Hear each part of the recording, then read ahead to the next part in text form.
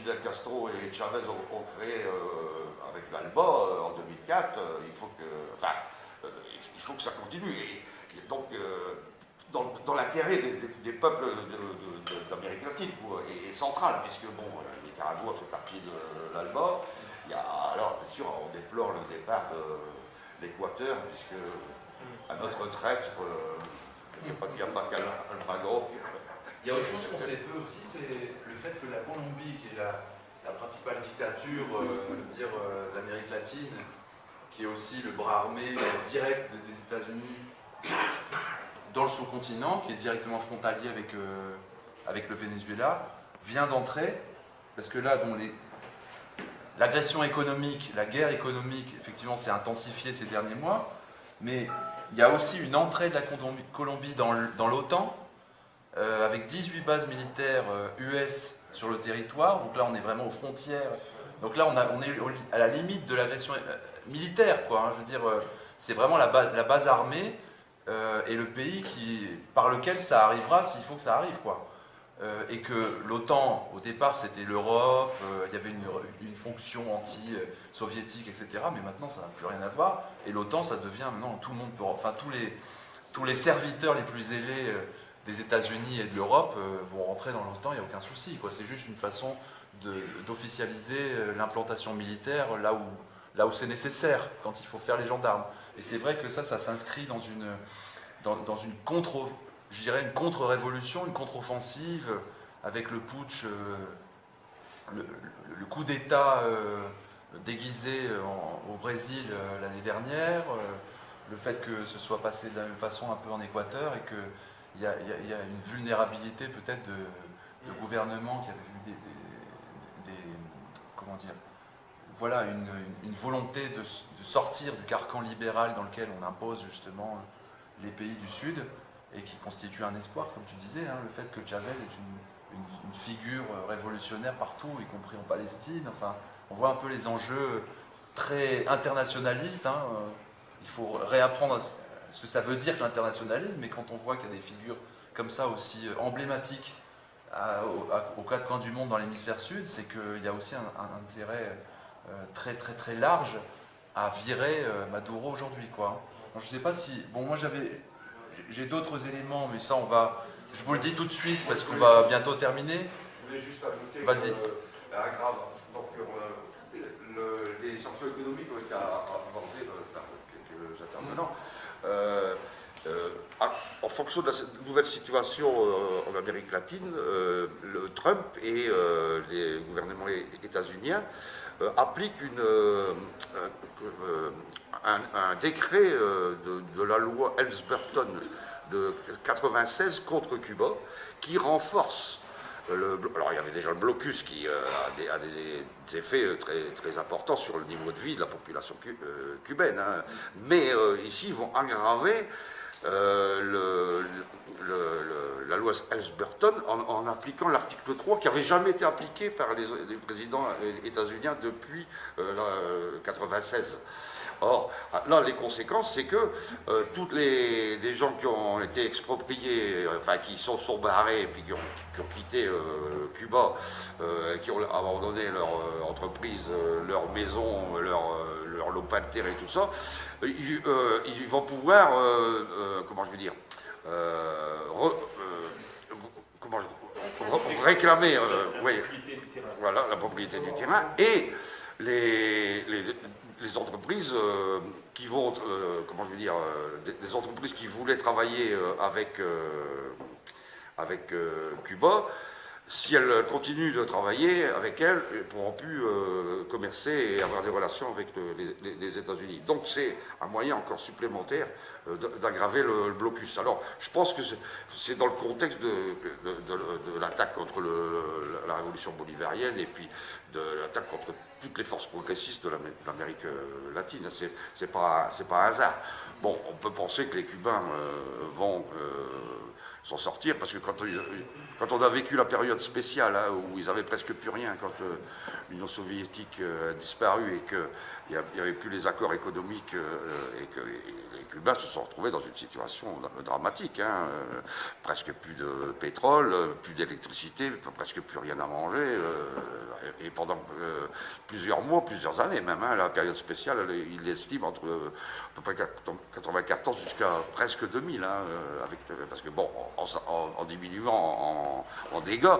Mais bon, donc, je me fais pas trop de, j'ai pas trop de comment je vais dire, par rapport au peuple cubain, je pense qu'ils vont s'en sortir, d'autant qu'ils ont quand même des accords économiques avec la Chine, avec la Russie, qui sont sur des bonnes bases, enfin, assez honnêtes, quoi, voilà, donc voilà ce que je voulais dire.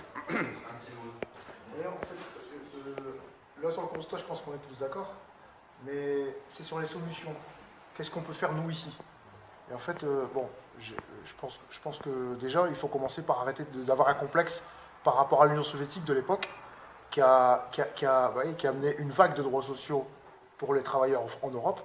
Donc déjà, pour moi, la bascule, elle vient à partir de ce moment-là. Et donc, à un moment donné, les fachos et les régimes avec les paramilitaires, eux, ils sont décomplexés, ils sont à l'aise. Toute l'extrême droite est à l'aise, et nous on fait des complexes par rapport à ça. Donc déjà, il faut commencer par arrêter d'être complexé sur nos valeurs fondamentales.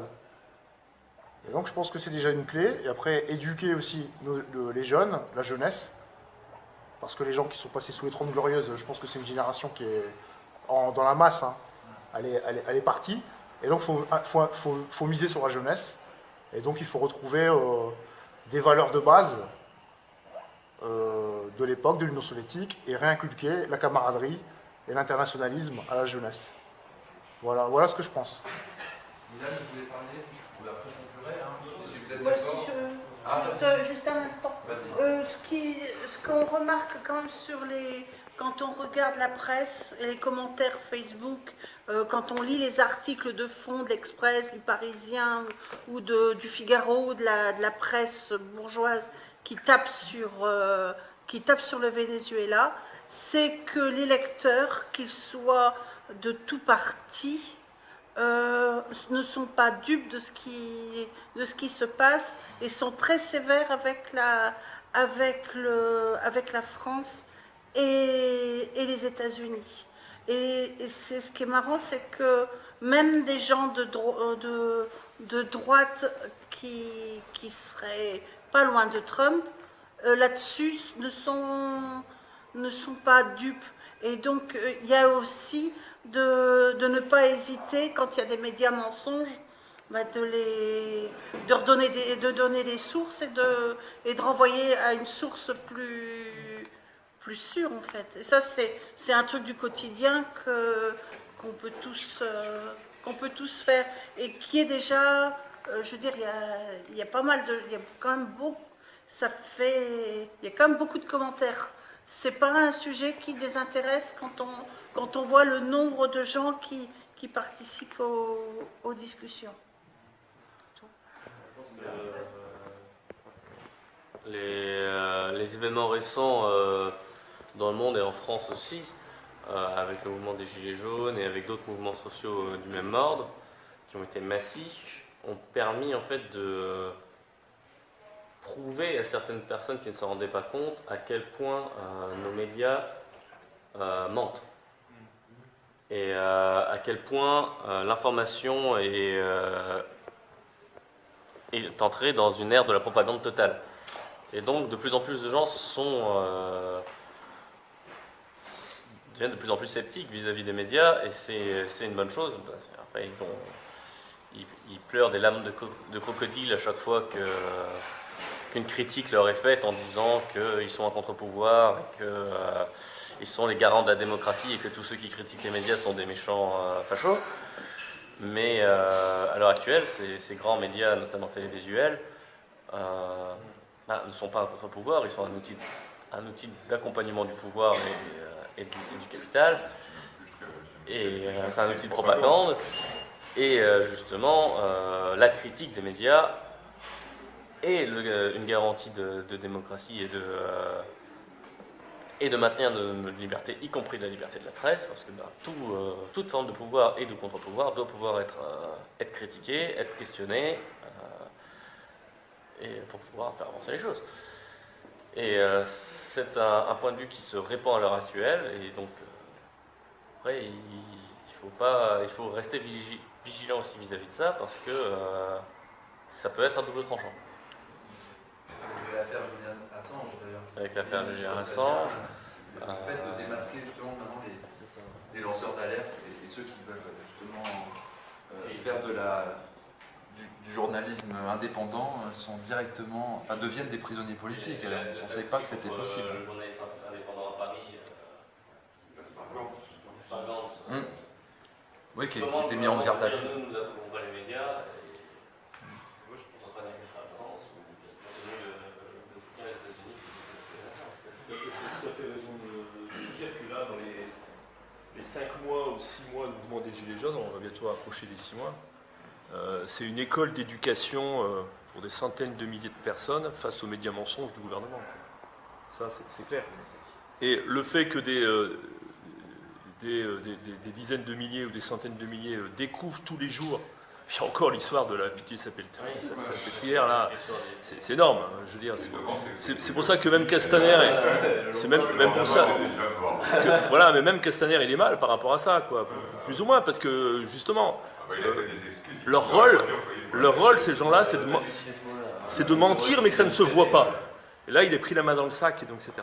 Parce que ça, y compris, je veux dire, ça permet de comprendre les médias mensonges qui sont aussi balancés sur le Venezuela. Parce que forcément, n'importe qui se dit, bah tiens, si on nous ment comme ça tous les jours, pourquoi, quand on nous parle du Venezuela, d'un seul coup, on nous mentirait pas? C'est que forcément, voilà. Et donc, et effectivement, tu as raison de parler de Julian Assange, qui, de ce point de vue, bon, à la fois, c'est aussi, pour le coup, l'une des victimes du changement de politique en Amérique latine, hein, parce qu'il a quand même été trahi, il était réfugié depuis 7 ans et demi dans l'ambassade de l'Équateur. Il suffit qu'il y ait un changement c'est ça, bah, il a été acheté, c'est clair.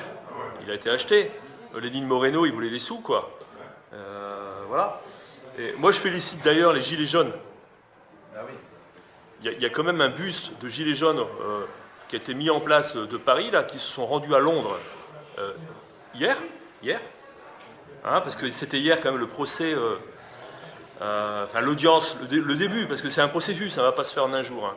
Le début, la première étape de l'audience pour l'extradition de Julian Assange vers les États-Unis, quoi. Il y a quand même des Gilets jaunes qui ont fait un déplacement, une cinquantaine de personnes en bus pour aller soutenir Julian Assange. Je trouve ça un symbole forcément intéressant et qui renforce ce qu'on dit à l'instant sur le fait qu'il y a une prise de conscience qu'on a besoin de soutenir nos lanceurs d'alerte qui luttent contre l'Empire et les médias mensonges par rapport à ça, quoi. Donc je pense que ça doit vous éveiller. Je pense que moi, je lis, je regarde un peu beaucoup ce qui se passe au Venezuela. Finalement, ça m'intéresse beaucoup. Et je dis, on a intérêt, y compris dans le mouvement des Gilets jaunes et autres, à parler de ça. Parce que là, on est confronté à une tentative de renversement d'un régime soutenu par notre régime à nous, pour employer, qui aujourd'hui emploie la matraque à non plus durer, face à un gouvernement quand même qui a mis en place des politiques progressistes, même si ça n'a pas été assez loin, quoi. Et je termine juste là-dessus parce que pendant que tu lisais tes chiffres là tout à l'heure, Guillaume, pendant que tu regardais, j'étais en train de regarder justement le classement du Venezuela par rapport à l'indice dont on parlait, là, l'indice de l'ONU, là, l'indice de développement humain. Et effectivement, on voit le Venezuela est placé. Alors, le dernier chiffre en date, il était classé 71e sur 200 pays, hein, à peu près dans ces eaux-là. Mais on le trouve au-dessus de pays tels que le Mexique, la Turquie est derrière, le Liban, le Brésil est derrière, qui est 79e, le Pérou est derrière. La Colombie est derrière, l'Ukraine est derrière, beaucoup de pays de l'Est de l'Europe sont derrière, etc. Et d'ailleurs, tous les pays de l'environnement immédiat du Venezuela est derrière dans ce classement. Ce qui explique peut-être Justement, je ne connaissais pas le chiffre que tu as donné, Alex, les 6 millions de Colombiens, finalement, qui vivent au Venezuela, quoi, qui sont immigrés parce qu'ils fuient une pauvreté terrible. Et je pensais à un petit film que j'ai vu l'autre jour, moi je l'avais partagé sur mon mur Facebook, qu'avait fait le journaliste Roland Migus quand il était au Venezuela. Vous savez, il y a eu la bataille sur le pont, là, à un moment donné, un pont frontière entre le Venezuela et la Colombie. Et il avait interviewé des gars qui revenaient de Colombie à travers le pont, qui rentraient au Venezuela. Ce n'était pas du tout les images qu'on voyait de fuite, c'était l'inverse. Parce qu'en fait, c'était y compris des gens désargentés qui vivaient dans la misère là-bas, et puis en fait, ils vivaient mieux. Ils avaient été, à un moment donné, achetés en quelque sorte pour essayer de provoquer les heurts. Et finalement, eux, ils étaient accueillis au Venezuela et qui allaient pouvoir, comment dire, ils vivaient mieux, ils étaient mieux qu'en Colombie.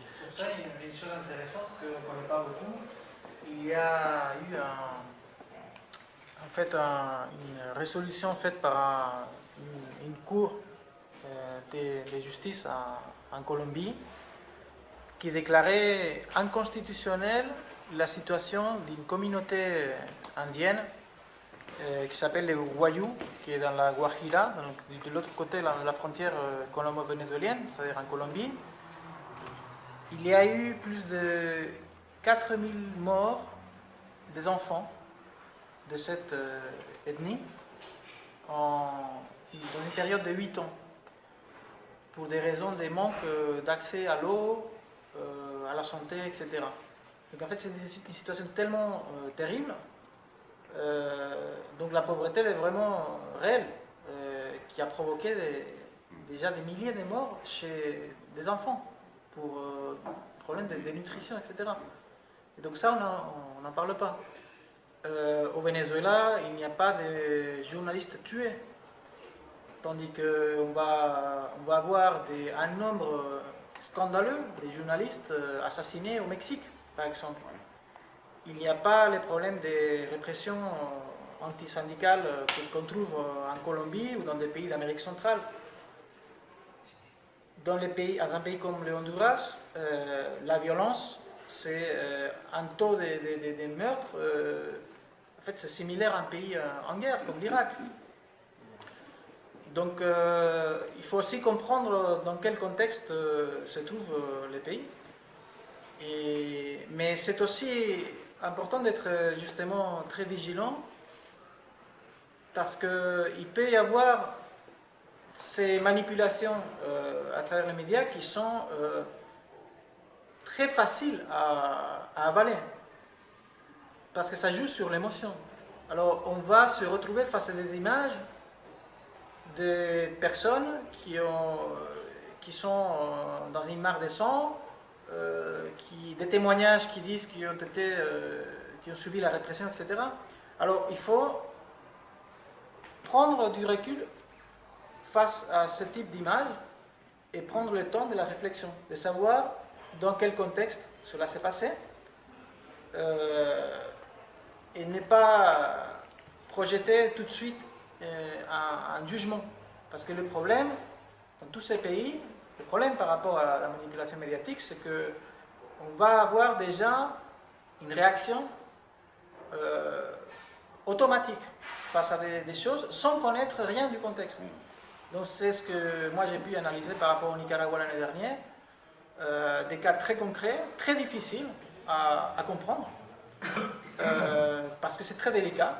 Alors quand il y a eu effectivement des violences, ce n'est pas facile de se prononcer. Alors d'ici, je pense que le plus important, c'est de ne pas se prononcer au début, c'est-à-dire d'avoir une réserve. Pourquoi on doit toujours prendre position par rapport à un conflit si on ne connaît pas le contexte? Là, je pense qu'il faut être prudent.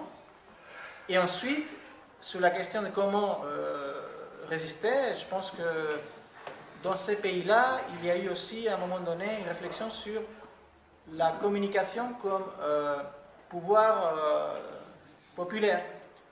Et donc il y a des médias communautaires, des radios, etc. Il y a une télévision régionale qui s'appelle Télésur, qui a été créée. Et donc, toute expérience de ce type qu'on trouve ici en Europe est à soutenir. Donc tout projet journalistique ou médiatique, ce n'est pas nécessaire d'avoir fait des études pour le faire. Hein. C'est-à-dire que souvent, on le voit en Amérique latine, il y a des expériences des communicateurs qui sont très intéressantes. C'est tout simplement prendre des témoignages, d'être plus près du peuple, et écouter les problèmes des gens. Et c'est ça qui change la donne, c'est-à-dire le fait que le peuple se connaisse lui-même. Qu'on n'ait pas ce qu'on voit aujourd'hui, c'est-à-dire qu'on a une information fabriquée par des gens qui sont complètement déconnectés de la réalité, qui ont eu des études, etc. Donc en fait, finalement, ce qu'on nous dit, ça n'a aucun sens.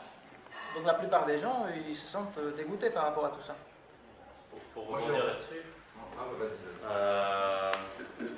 moi je me souviens encore, alors ça date un peu plus, ça date plutôt d'il y a quelques années, à l'époque où il y avait eu vraiment le début des grosses vagues de violence contre Maduro, des grosses manifestations qu'il y avait eu, où il y a eu cette première grande vague de propagande anti-Maduro qui s'est lancée, avant sa réélection.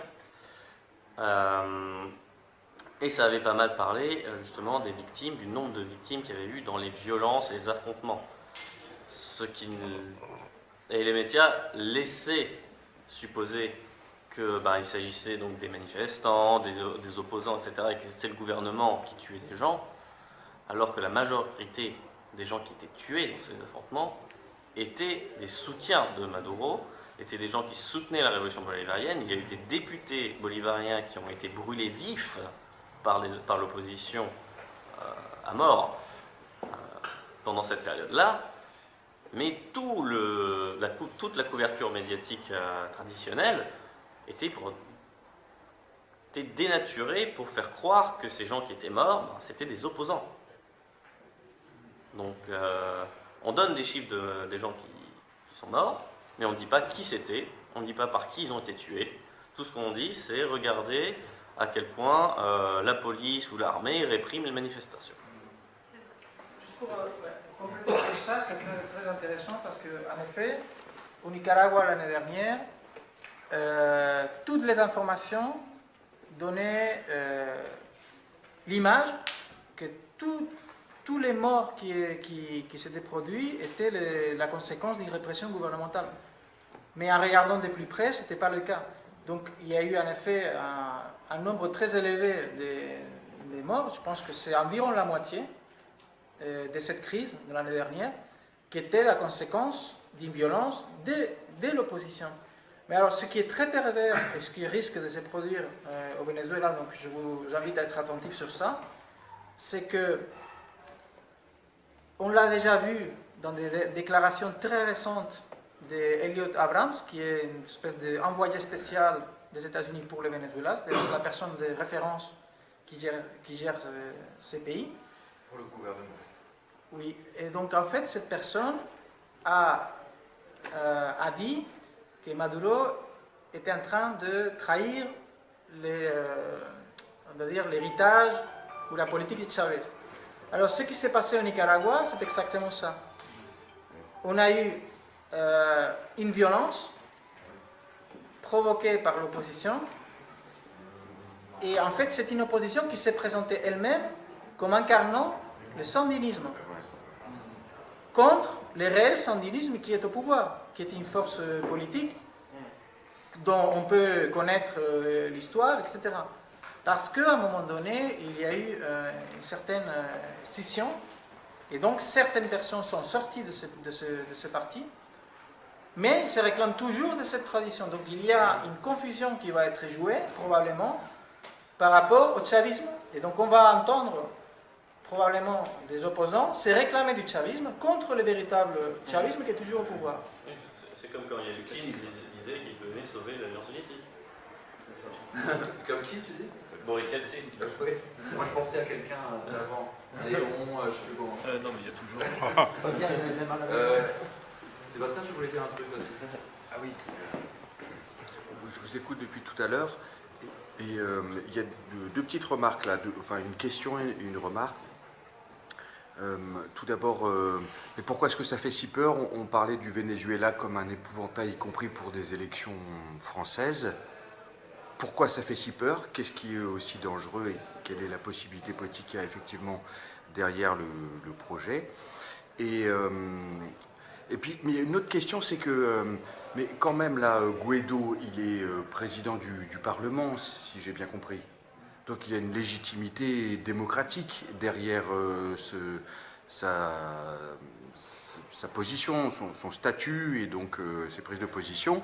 Et si on en croit les images qu'on peut voir dans les médias dominants français, on voit qu'il y a quand même parfois des foules gigantesques de gens qui semblent soutenir Guaidó. Donc c'est la question de la légitimité démocratique qui m'interroge là. Et comment la mesurer? Je peux peut-être donner quelques éléments parce que d'après ce qu'on sait aujourd'hui, parce qu'on en a parlé un petit peu en fait, il y a eu une élection législative qui, dans la tradition bolivarienne depuis 1999, les chavistes ont gagné 17 élections sur 18, si je me souviens bien, si c'est pas plus d'ailleurs. Donc il y a eu une défaite électorale au moment des législatives. Normalement, le Parlement, les députés élisent le président du Parlement.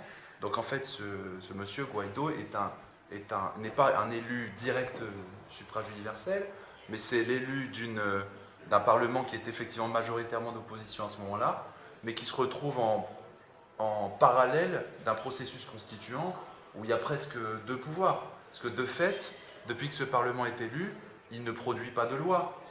Et il n'a pas de travail parlementaire comme ça existe ici. Il a un travail uniquement de sape du gouvernement. Donc il y a une contradiction entre le Parlement et le chef de l'État, enfin le gouvernement et le chef de l'État, et que donc l'unique activité des parlementaires organisée par le président actuel est d'essayer de saper le président en place, quoi. Donc effectivement c'est un élu. Effectivement, quand on voit des manifestations, je pense que, de toute façon, on a l'habitude maintenant de voir aussi ce qu'on appelle des révolutions colorées, où on a largement organisé progressivement. Je pense que les manifestations d'aujourd'hui n'auraient pas été possibles il y a quelques années.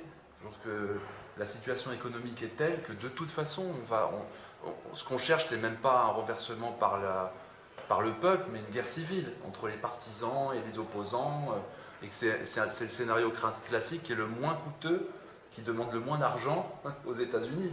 Autant qu'ils se débrouillent entre eux et au moment où on pourra nettoyer, on mettra Guaidó s'il a été le bon élève de...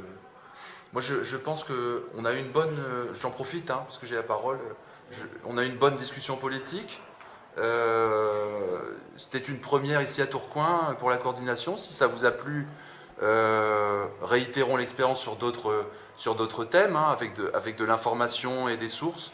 Je pense que, de mon point de vue, je ne me permettrai pas de faire une conclusion générale, mais il me semble que pour rebondir sur ce qu'il faut être décomplexé sur nos positions et nos valeurs, si on doit comparer, évidemment, c'est toujours compliqué de comparer politiquement le Venezuela, qui est une puissance pétrolière immense, et Cuba, qui n'a pas de pétrole, ou pas très peu, et qui est dans un dénuement assez classique dans un pays du Sud.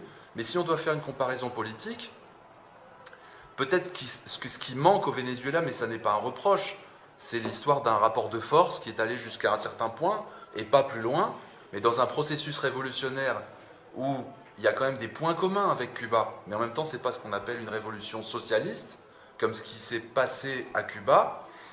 Je dirais qu'il y a deux armes qui expliquent peut-être la résistance de Cuba face à un embargo qui date de plusieurs décennies, et qui doit faire bien plus mal que dans un pays comme le Venezuela, qui est plus riche, c'est des forces de la base, c'est-à-dire l'organisation politique des quartiers, ce qu'on appelle les CDR à Cuba, mais qui existent.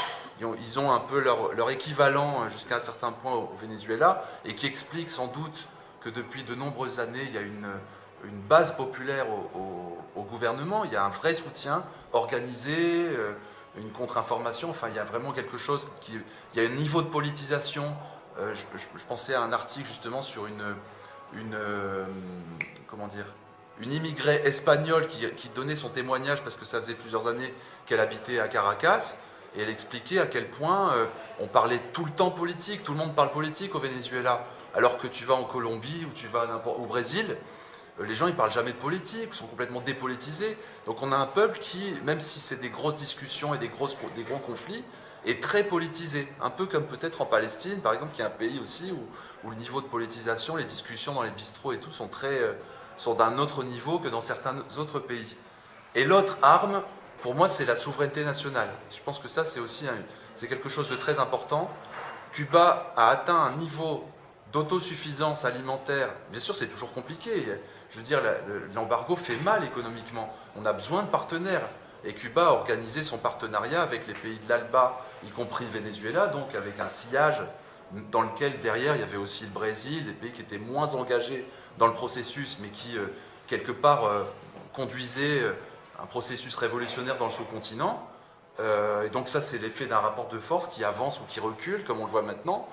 Mais la souveraineté nationale, c'est ce qui fait que justement, on peut peut-être pas couper les robinets à Cuba parce qu'ils ont atteint une autosuffisance alimentaire et aussi des partenariats plus solides économiquement avec la Chine, avec la Russie, etc., qui expliquent aussi cette résistance plus importante et la plus grande vulnérabilité du Venezuela jusqu'à un certain point.